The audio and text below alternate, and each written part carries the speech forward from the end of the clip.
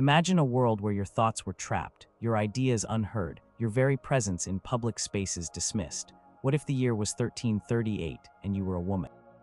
How did society, law, and even everyday life conspire to silence half the population? Number 9. The absence of a public female voice tradition. Picture this, it's the year 1338. You're standing in a bustling market square in a medieval town, perhaps in Paris or Florence, or a smaller village in England. The air is thick with the cries of merchants, the clatter of carts, the murmur of conversations. Men are everywhere debating prices, arguing about local politics, discussing the latest news from the Lord's Manor or the distant Crusades. You see men standing on makeshift platforms, shouting out proclamations, leading prayers, or simply holding forth on matters of public interest. They are loud, confident, expected to be heard, but where are the women? If you listened closely, really listened, you would notice something profound in its absence: a public female voice. It wasn't just that women weren't speaking. It was that the very idea of a woman addressing a public assembly, leading a debate, or even informally holding court in a public space simply did not exist in the prevailing imagination.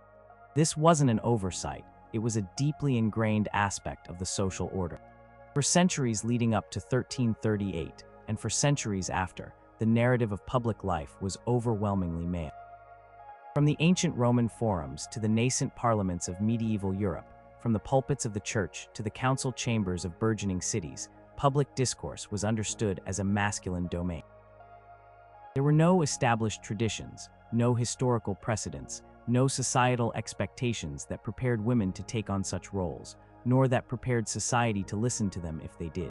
Think of it like this: if you wanted to become a knight in 1338, you had a clear path, however difficult. You could apprentice with a lord, learn to ride and fight, follow the codes of chivalry. There were stories, songs, and entire societal structures built around knighthood. But if you wanted to become a public orator, a debater in the town square, a voice of influence in civic matters, and you were a woman, there was no map, no compass, no historical echo to guide you. This absence of a public female voice tradition created a powerful self-reinforcing cycle. Because women had historically not spoken in public, it was assumed they should not speak in public. Because they were not seen speaking, there were no role models for younger women to emulate. And because there were no role models, the cycle of silence continued. Imagine a young woman in 1338, perhaps the daughter of a prosperous merchant. She might be intelligent, quick-witted, with strong opinions on the local economy or the injustices faced by her community. She might even discuss these ideas passionately within the confines of her home, with her sisters, or perhaps her mother. The moment she stepped outside, into the public arena, those thoughts had no permissible outlet. There was no established forum for her, no group that expected to hear from her, no tradition that validated her right to speak.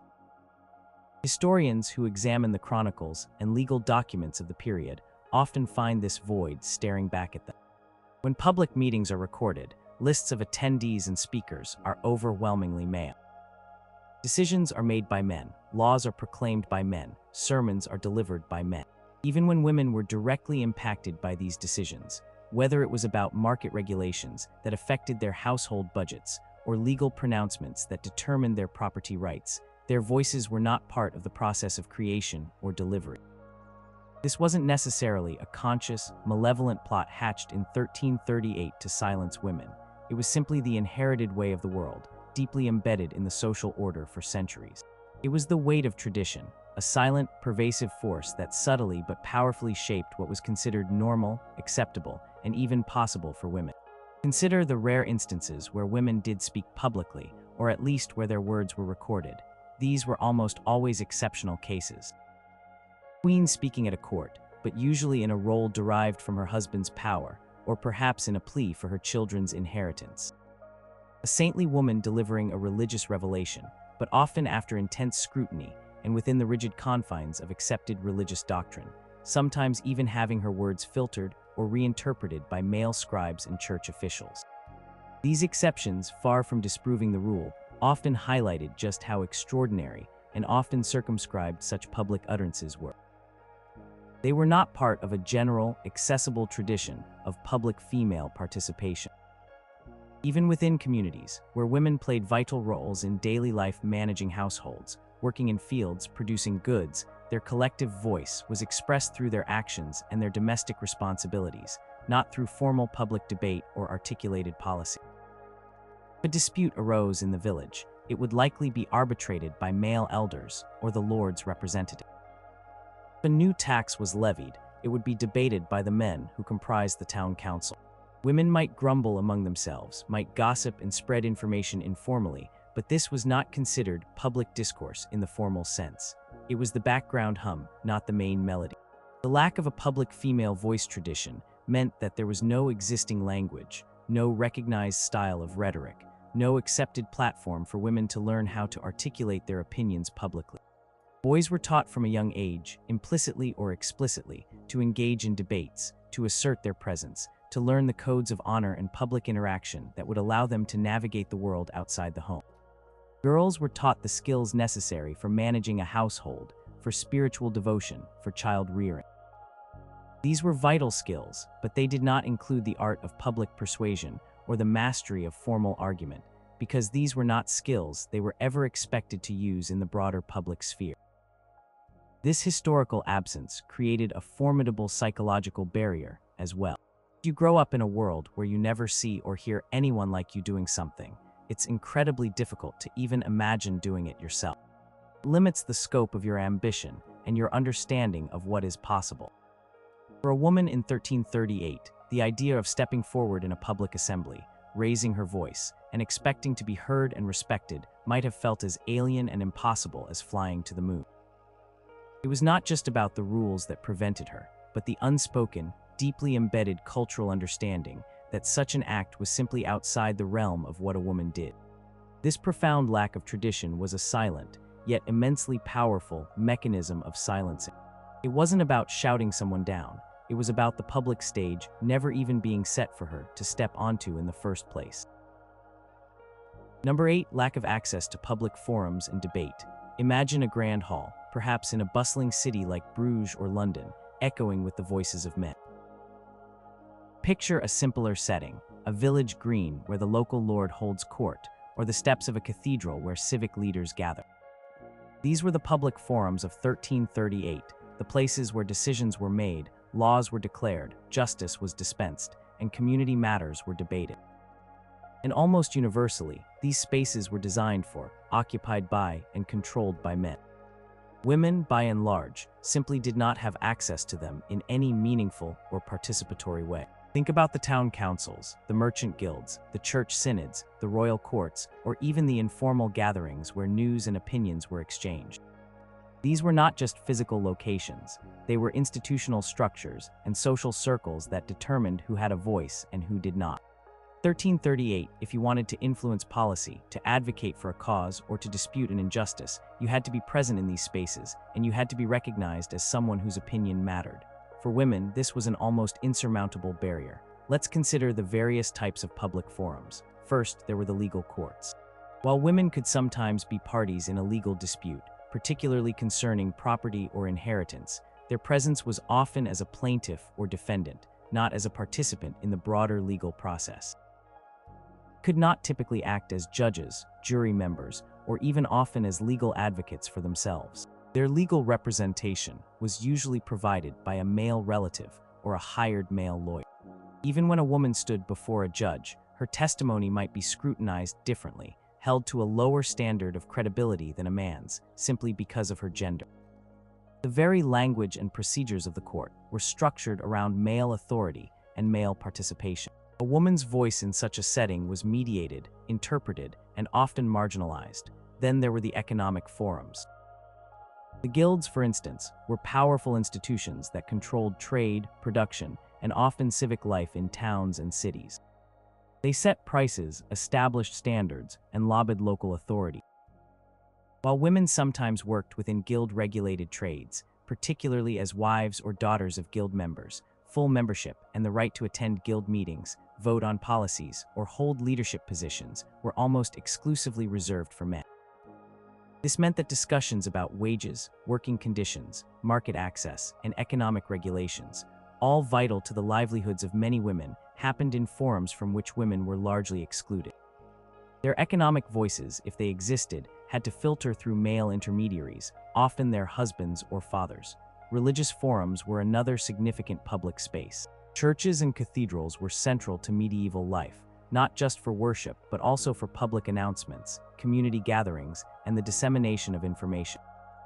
Sermons delivered by male priests were a primary means of shaping public opinion and moral conduct. Women were expected to attend church, to listen, and to absorb the teachings. They were not expected to preach, to debate theological points, or to hold positions of authority within the church hierarchy that would give them a public platform. Their voice within this most pervasive of public institutions was one of reception, not proclamation. Even informal public gatherings, like those at taverns, market squares, or town gates, often had a gendered dynamic. While women were present in these spaces for daily tasks, the core of political discussion, news exchange, and public debate often centered around groups of men. A man might hold forth on a topic and expect other men to engage him in argument or agreement. A woman who attempted to join such a discussion with equal footing might be met with confusion, derision, or outright dismissal. Her input would be seen as an intrusion, her opinion as irrelevant or inappropriate for public consumption. Physical layout of these public spaces also reinforced female exclusion. Imagine a council chamber with its heavy oak doors, its tall chairs designed for male figures of authority. Or a university lecture hall, its benches filled with male students, its professor a male scholar. These were not environments that welcomed or accommodated a female presence, especially not one that intended to speak, to challenge, or to lay. The very architecture of public power in 1338 was masculine, reflecting and reinforcing the patriarchal norms of the time. Consider the consequences of this exclusion. You cannot be present where decisions are made. You cannot directly influence those decisions. You cannot participate in public debates. Your perspective is never truly heard. You cannot access the mechanisms of power. You remain powerless in the face of them. For women in 1338, this meant that their concerns, their experiences, and their needs were often overlooked or misinterpreted because they lacked direct channels to articulate them in public forums. While some wealthy or aristocratic women might, on rare occasions, interact with these forums through powerful male relatives, or by proxy, this was not true access or independent voice. They were still operating within a system designed to exclude them, relying on male gatekeepers. Overwhelming reality for the vast majority of women, from peasant to artisan to even many noblewomen, was that the public spaces where power resided and voices resonated were simply not theirs to inhabit. This physical and institutional exclusion was a fundamental way in which their voices were systematically silenced, ensuring that the chorus of public life in 1338 remained overwhelmingly, almost exclusively, male. Their ideas might have been brilliant, their insights profound, but without a platform to deliver them, they withered unheard. Number 7, physical confinement and restricted mobility. Imagine living in a world where your movements are constantly under scrutiny, where venturing beyond certain boundaries is considered improper, even dangerous. 1338, for many women, particularly those of higher social standing, life was largely circumscribed by the walls of their homes, their convents, or their immediate communities. This physical confinement and restricted mobility acted as a silent, yet powerful, mechanism for silencing women's voices in public life. If you couldn't be there, you couldn't speak there. Consider the expectations for women of the noble and merchant classes. A noblewoman might reside in a castle, a grand manor, or a walled city dwelling. Her days were filled with managing the household, supervising servants, overseeing the education of her children, and engaging in pious activities. While she might travel between her family's estates, such journeys were often arduous, dangerous, and typically undertaken with a retinue and male chaperones. She was not generally expected to journey independently to attend distant public gatherings, trade fairs, or political assemblies. Her sphere of influence was largely confined to the domestic realm and her immediate social circle. Even within the city walls, her movement might be more restricted than that of a man, especially if she was unmarried or of high status, as unchaperoned movement could invite gossip and damage her reputation. For women in convents, the confinement was even more explicit. Many nuns, particularly those in cloistered orders, took vows of enclosure, meaning they were largely forbidden from leaving the convent walls. While convents could be places of intellectual pursuit and spiritual devotion, their public interactions were often limited to receiving visitors at a grill or through intermediaries. Their voices, though perhaps powerful within their religious communities, rarely extended into the broader secular public sphere. They might write influential texts, but these were typically for religious instruction or private contemplation, not for public debate in the town square. Even for women of the peasant and artisan classes, whose daily lives might involve more physical labor outdoors, their mobility was often tied to their work or immediate family needs. A peasant woman might walk to the fields, to the market, or to a nearby stream, but she was not generally expected to travel to distant towns for public assemblies or political meetings. Public interactions were largely limited to local exchanges, and even there, her role was often one of support or observation rather than active participation in public discourse. The concept of a woman undertaking a solo journey for the purpose of attending a public debate or gathering was highly unusual and would likely raise eyebrows, inviting suspicion or even danger. This restriction on movement wasn't just about physical barriers. It was deeply intertwined with societal expectations about female modesty, honor, and protection. A woman's reputation was paramount in 1338, and being seen too often or too freely in public, especially without a male escort, could lead to accusations of immodesty, looseness, or even prostitution. Good woman was often seen as one who remained largely within the domestic sphere, carefully guarded from the perceived dangers and temptations of the outside world. This meant that the very act of being in certain public spaces could compromise a woman's social standing, making it incredibly difficult for her to gain any legitimacy or respect if she attempted to speak there. Imagine a woman in 1338 who felt strongly about a new tax levied by the local lord. She might wish to voice her concerns at the public assembly.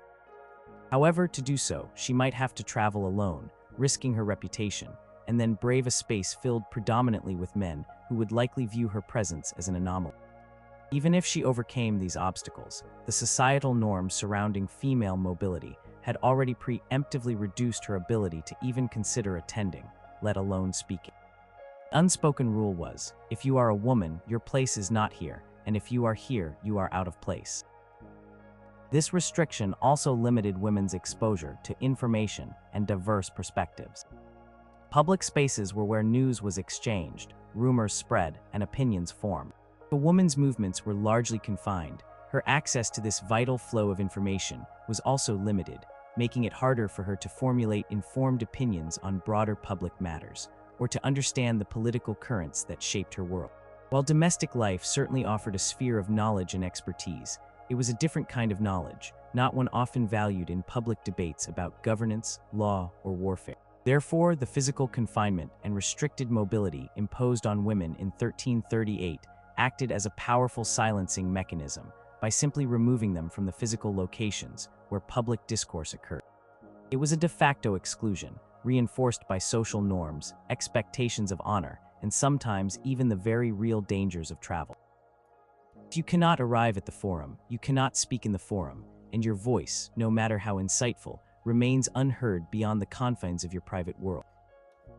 Number 6, reputational attacks and social ostracism. Imagine daring to speak your mind in a world where your reputation was your most valuable possession, more precious than any material wealth. Now imagine that speaking out, especially as a woman, could instantly shatter that reputation, leaving you socially isolated and outcast. 1338, women who dared to challenge norms, to voice opinions publicly, or to simply be too assertive often faced a swift and brutal campaign of reputational attack and social ostracism. This was a powerful, chilling form of silencing, because the threat of social ruin was often enough to keep women quiet. Consider the pervasive medieval fear of the gossiping woman, or the scold. These were not just harmless labels. They carried significant social weight and implied a woman who was disorderly, unruly, and defiant of accepted gender roles.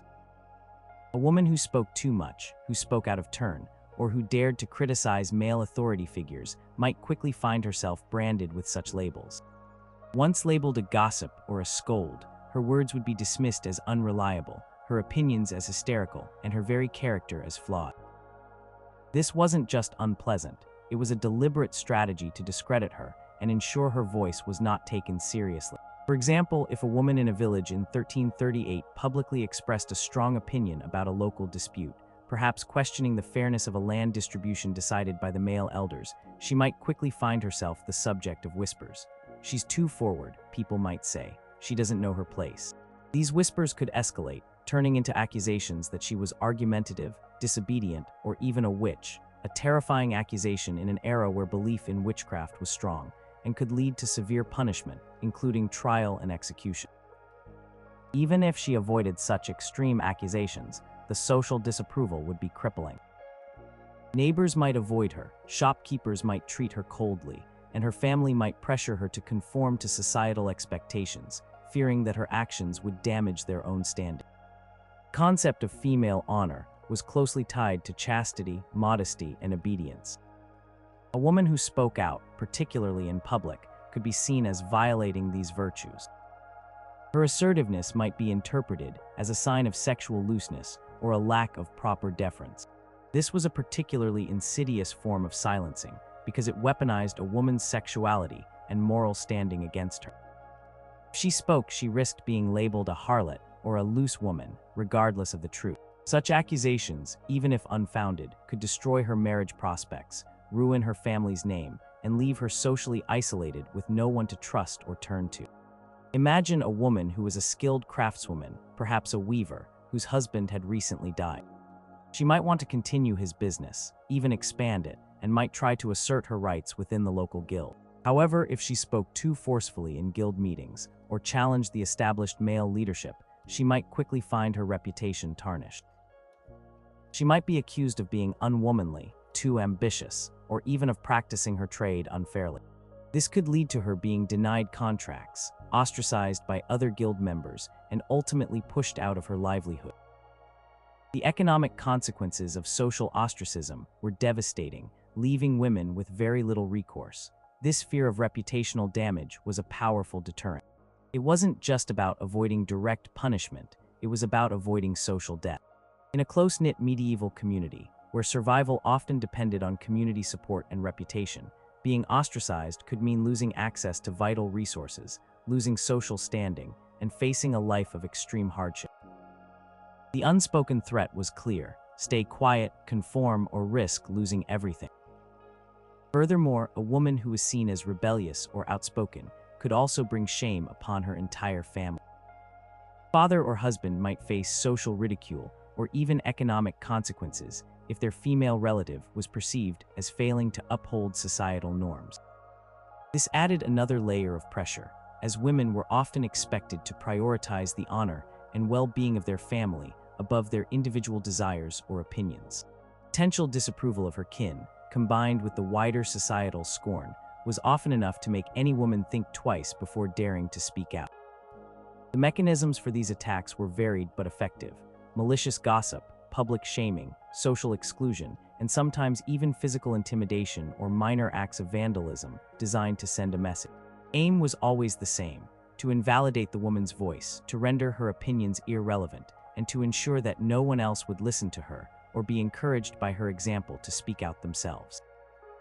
This systemic weaponization of reputation against women was a pervasive and often devastating way their voices were silenced in public life in 1338, ensuring that the cost of speaking was often perceived as far too high.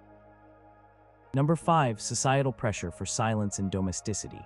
Imagine a whisper in the air, a constant, pervasive message echoing from cradle to grave: be quiet, be meek, stay in your place. 1338, for women, this whisper was a powerful societal pressure, an almost invisible hand guiding them away from public life and into the confines of the domestic sphere. The ideal woman was not seen, but also not heard. Her virtue was tied to her silence, her modesty, and her devotion to the home. This overwhelming cultural expectation was a profound silencer, shaping women's behavior and limiting their very understanding of their own place in the world. From the moment a girl child was born, she was immersed in a world that reinforced these expectations. She was taught different lessons than her brothers. While a boy might be encouraged to speak up, to express his opinions, to learn the art of negotiation and debate through interactions outside the home. A girl was largely taught the skills of managing a household, nurturing children, and maintaining social harmony within the family unit. Education, if she received any formal schooling at all, often focused on religious instruction, needlework, and household management. Public speaking, rhetoric, or engaging in external affairs were simply not part of her curriculum, because these were not skills she was expected to use. The very language used to describe women in 1338 often emphasized their passive qualities. Silent, chaste, obedient, modest, these were the virtues celebrated in sermons, popular tales, and even legal documents. A woman who embodied these traits was considered honorable and respectable. Conversely, a woman who was loud, argumentative, forward, or unruly was seen as deviant, a source of disorder, and a threat to the established social order. This binary created a powerful incentive for women to conform to the ideal of silence. Consider the role of religious teachings. Church, an immensely powerful institution in 1338, played a significant role in shaping societal norms. Interpretations of biblical texts often stressed female submission and silence. Passages like St. Paul's injunction that women should remain silent in the churches, 1 Corinthians 14:34, were frequently cited and broadly applied beyond the specific context of worship, becoming a justification for female quietude in almost all public settings. Sermons would reinforce these messages, painting a picture of the virtuous woman as one who spoke little, and only when necessary, always with deference. This constant reinforcement from the pulpit deeply embedded the idea that a woman's voice, particularly in a public setting, was unnatural or even sinful. Even within the home, a woman's voice might be circumscribed. While she was mistress of her domain, her authority was generally seen as subordinate to her husband's. Her opinions, while possibly valued in private family matters, were not expected to override her husband's or to be expressed publicly if they differed from his. A wife who publicly contradicted her husband, for instance, might be seen as undermining his authority and bringing dishonor upon the family.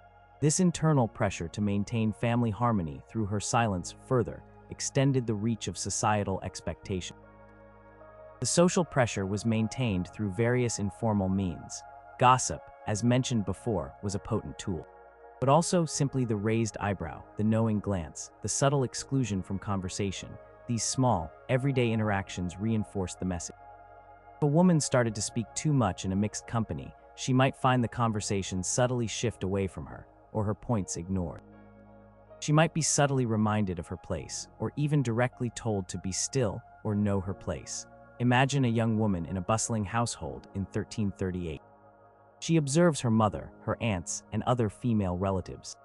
She sees that the menfolk engage in discussions about the harvest, the market, the Lord's demands. The women, while vital to the daily operation of the household, conduct their business with a quieter efficiency, their voices focused on instructing servants, managing provisions, or offering comfort. The message is clear: women are the custodians of the hearth, the nurturers of the family, and their domain is largely internal. Public affairs are for men. This constant modeling of behavior, reinforced by the cultural narratives around her, meant that a woman would often internalize the expectation of silence long before she ever had a chance to challenge it. This pervasive societal pressure meant that many women in 1338 would have self-silenced, not out of explicit legal prohibition, but out of a deep understanding of what was expected of them, what was considered virtuous, and what would allow them to maintain their honor and place within their community. It was a silent, insidious force, perhaps more powerful than any written law, that ensured countless female voices remained unheard, their thoughts and insights confined to the private world of their own minds or the intimate circles of their families. The ideal woman of 1338 was, in the public imagination, a silent woman. Number 4. Limited formal education in elite fields. Imagine a vast library, filled with ancient scrolls and leather-bound books, but imagine it was almost entirely off-limits to you. Or picture a bustling lecture hall, alive with intellectual debate, where your presence would be an unthinkable anomaly. 1338, access to formal education, particularly in the elite fields of law, theology, and philosophy, the very disciplines that shaped public discourse and power, was severely restricted for women. This lack of access to foundational knowledge and the skills of rhetoric and argument was a profound way in which women's voices were silenced in public life. Education in medieval Europe was not universal. For the majority of the population, both male and female, formal schooling was limited or non-existent, focused instead on practical vocational training passed down through families. However, for those who did receive formal education, especially those destined for positions of influence in the church, law, or royal administration, this education was almost exclusively reserved for men. Consider the universities, which were growing centers of learning in 1338, such as the University of Paris or Oxford. These institutions were overwhelmingly male spaces. They taught subjects like Latin grammar, rhetoric, logic, arithmetic, geometry, astronomy, and music as part of the liberal arts. More importantly, they offered advanced studies in theology for future clerics, law for future lawyers, judges, and administrators, and medicine. These were the intellectual engines of society, producing the thinkers, the legislators, the spiritual leaders, and the advisors to kings and nobles. Women were, with very rare exceptions, not admitted to these universities. This exclusion had immense consequences for women's public voice.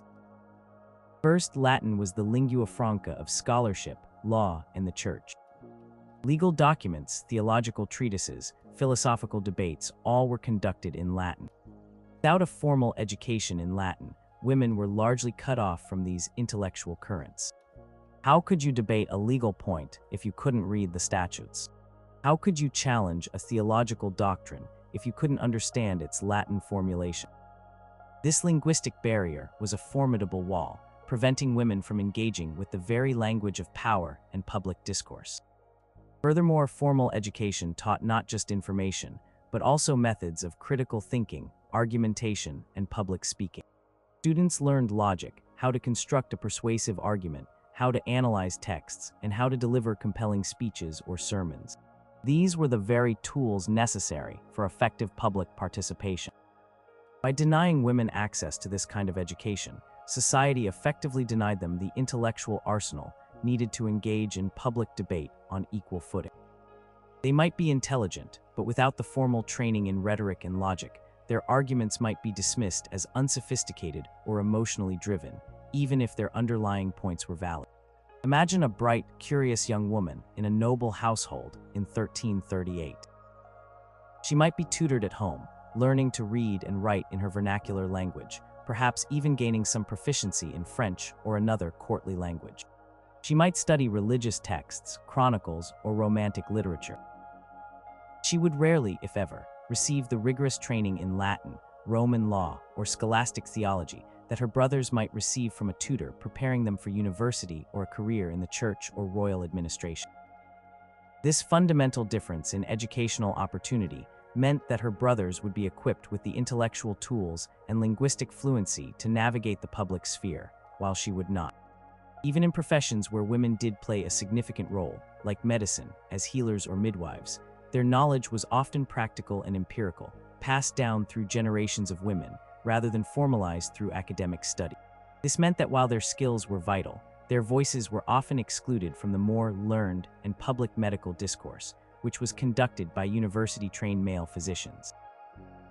The lack of formal education also limited women's ability to create and disseminate their own written works for a public audience.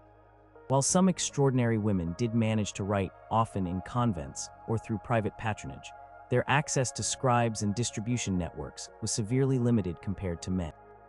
Their voices, if put to parchment, often reached a much smaller, more private audience.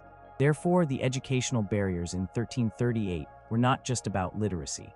They were about access to the specific, privileged knowledge and intellectual skills that unlocked public influence.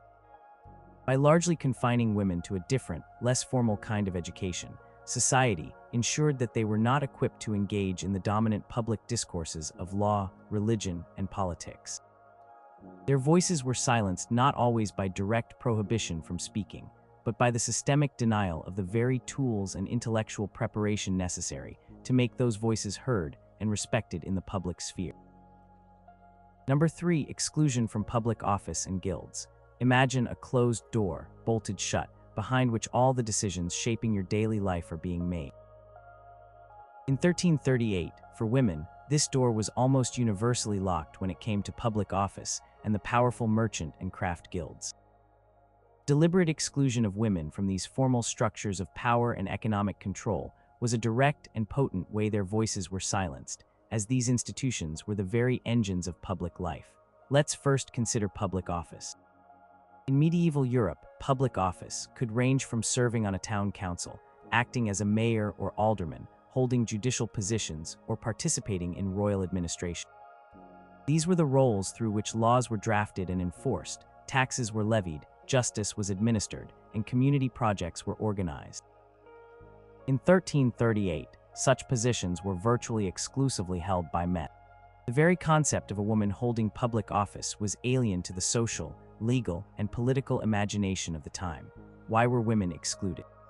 Prevailing legal traditions, often rooted in Roman and Germanic law, typically defined public authority as a male prerogative. Women were often considered to be in a state of perpetual legal tutelage, either under their fathers, husbands, or other male guardians.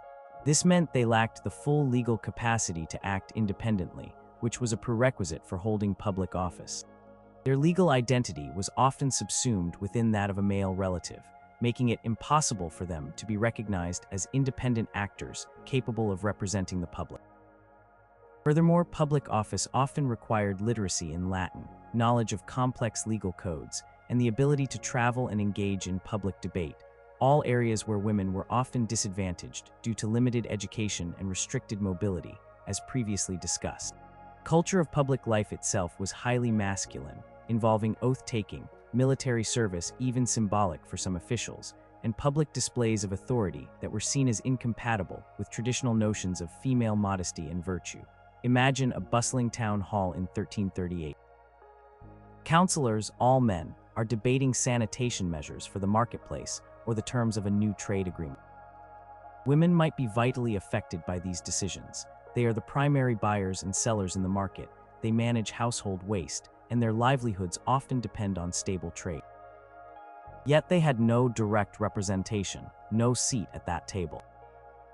Their concerns, if they reached the council at all, would have to be voiced through their husbands, fathers, or brothers, whose own interests might not perfectly align with theirs. Their voice was not directly heard. It was filtered, interpreted, and potentially diluted by a male intermediary. The exclusion from public office extended to all levels of governance, from the local to the royal. While queens sometimes held significant power, it was typically through their husbands or as regents for minor sons, acting within an existing male power structure, not as independent office holders in their own right based on their own civic eligibility. Beyond formal office, the powerful merchant and craft guilds were also largely closed to women. Guilds were economic and social powerhouses in medieval towns. They regulated trades, set standards, controlled apprenticeships, and often exerted considerable influence over local politics. They were, in essence, public forums where economic and civic life intertwined. While women often worked within guild-regulated trades, e.g., as brewers, bakers, weavers, innkeepers, their roles were often subordinate or tied to their husband's membership. Full guild membership, which conferred rights to vote on guild policy, hold leadership positions, or represent the guild in civic matters, was overwhelmingly restricted to men. This meant that women engaged in these trades had little say in the rules that governed their work, the prices they could charge, or the conditions under which they operated. Their economic voice, which was crucial to their and their family's survival, was effectively muted within the very institutions that dictated economic life. Imagine a woman who was a highly skilled brewer running a successful alehouse in 1338. She might be an expert at her craft, intimately familiar with market demands and supply chains. Yet, when the guild debated new regulations on ale production or taxes on brewing, she would not be at the meeting. Her insights and her lived experience would not directly inform the decisions. The male brewers, perhaps less skilled or with different priorities, would speak for the trade, and her voice would remain unheard or, at best, an indirect whisper passed along by a male relative. This double exclusion from formal public office and from powerful economic guilds ensured that women were systematically cut off from the levers of power and the mechanisms of public discourse. Decisions about law, governance, and the economy were made without their direct input, their perspectives, or their voices. This was not just a matter of social custom. It was institutionalized exclusion that profoundly silenced women in the public sphere of 1338. Number 2, religious doctrines of submission. Imagine a powerful voice, echoing from every pulpit, woven into every prayer, and guiding every aspect of moral and social life. In 1338, that voice belonged to the church, and its teachings profoundly shaped the role of women in society. Religious doctrines, particularly interpretations of scripture and theological writings, overwhelmingly promoted female submission, silence, and obedience. This pervasive spiritual and moral authority was an immensely powerful mechanism for silencing women's voices in public life. Dominant Christian theology of the Middle Ages, heavily influenced by interpretations of biblical texts and the writings of early church fathers like Augustine and Thomas Aquinas, presented a hierarchical view of gender roles. Women were often depicted as weaker, more susceptible to sin, and primarily existing for procreation and domesticity. The narrative of Eve's temptation in the Garden of Eden was frequently invoked to highlight a perceived female propensity for sin and to justify male authority over women.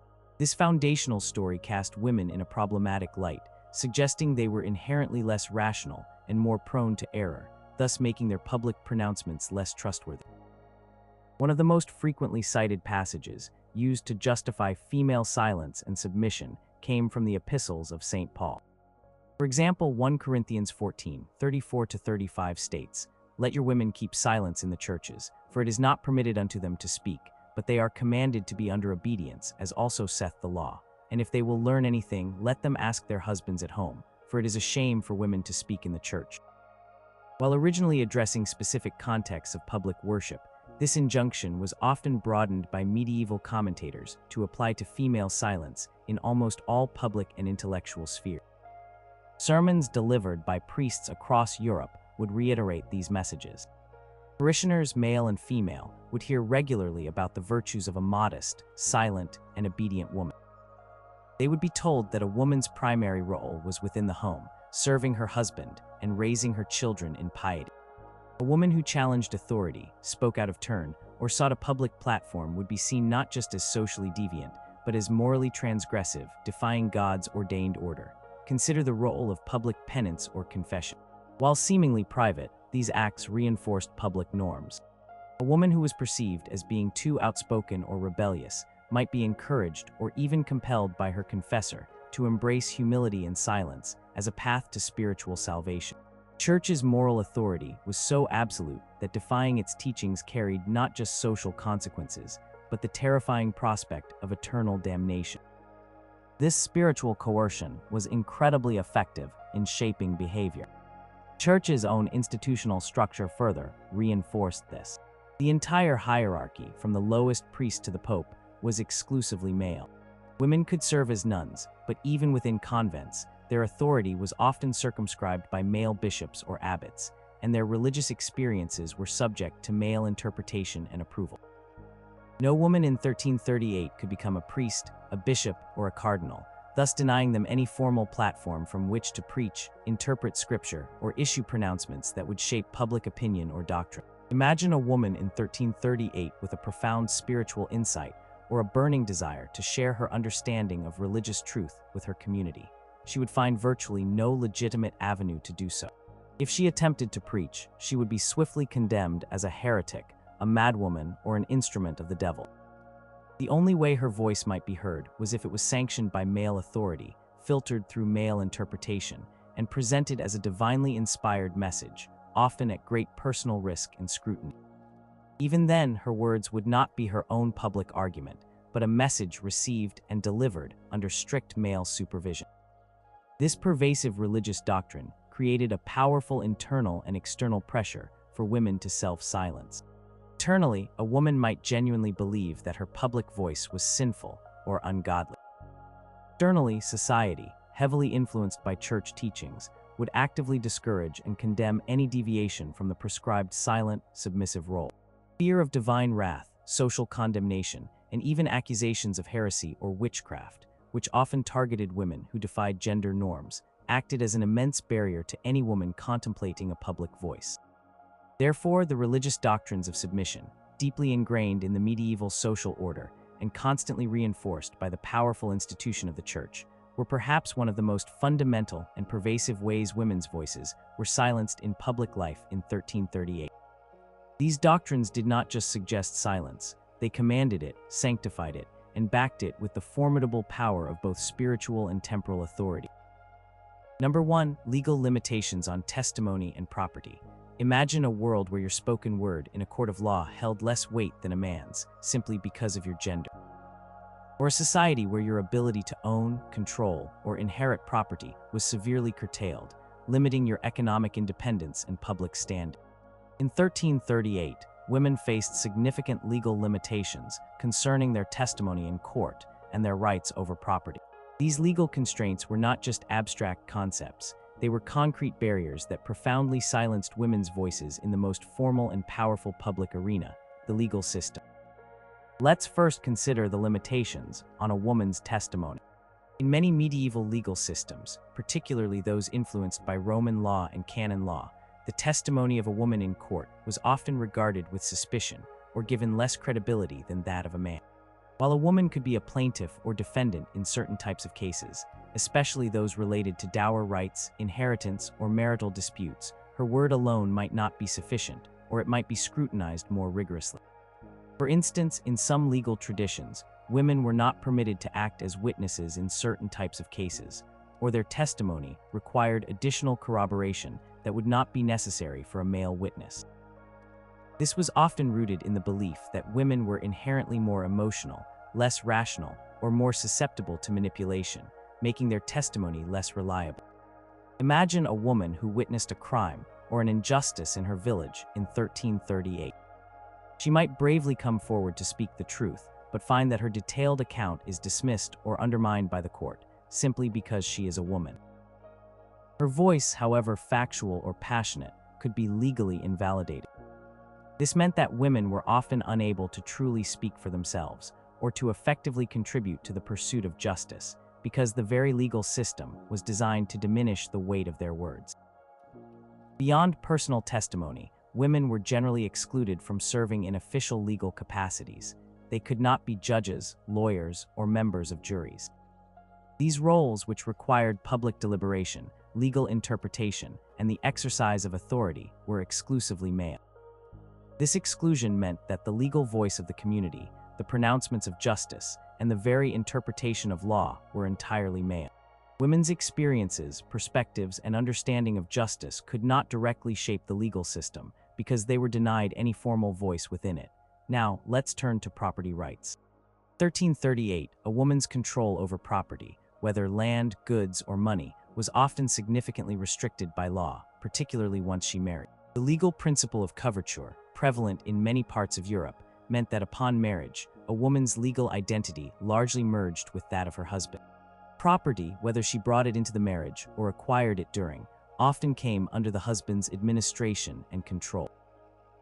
While she might retain some dower rights, a portion of her deceased husband's estate or inheritance rights, her ability to independently buy, sell, or manage significant property was often limited. Why does this silence a woman's voice? In medieval society, ownership and control of property were fundamental sources of power, status, and public influence. Landowners had political rights, economic leverage, and a recognized standing in the community. They could participate in local assemblies, make contracts, engage in significant trade, and generally command respect. If a woman's property was controlled by her husband, her economic voice was effectively his. She could not, for instance, independently invest in a large-scale venture, build a new workshop, or finance a public project in her own name, acts that would confer public visibility and influence. Imagine a wealthy heiress in 1338. Even with substantial inherited land, once she married, her husband would gain control of that land. He would be the one to deal with tenants, negotiate leases, attend manorial courts, and represent the family's interests in public forums. Her wealth, though technically hers, would be translated into public power and voice through her husband. If she remained unmarried, her legal standing might be better, but still precarious, often requiring a male guardian to act on her behalf in significant legal and economic matters. Furthermore, limitations on property ownership affected a woman's ability to participate in public life indirectly. Many civic rights, such as voting in town elections, where such rudimentary forms existed, or holding certain offices, were tied to property ownership or head of household status, roles almost exclusively held by men. Without independent economic standing, women were effectively disenfranchised from even the nascent forms of civic participation that were developing in some medieval towns. Even for women who were widows and thus regained some legal independence, their property rights could still be contested, and their status as independent economic actors was often viewed with suspicion. They might be pressured to remarry quickly, thus once again ceding control of their assets and their voice to a new husband. In essence, the legal limitations on women's testimony and property rights in 1338 meant that their words lacked legal weight in the formal arena of justice, and their economic power, a key component of public voice, was systematically curtailed or controlled by men. These legal structures reinforced the idea that women were not full legal persons with independent voices, but rather entities whose identities and expressions were mediated through male authority. This made the legal system itself a powerful instrument of silencing, ensuring that the male voice remained the sole legitimate one in the public sphere.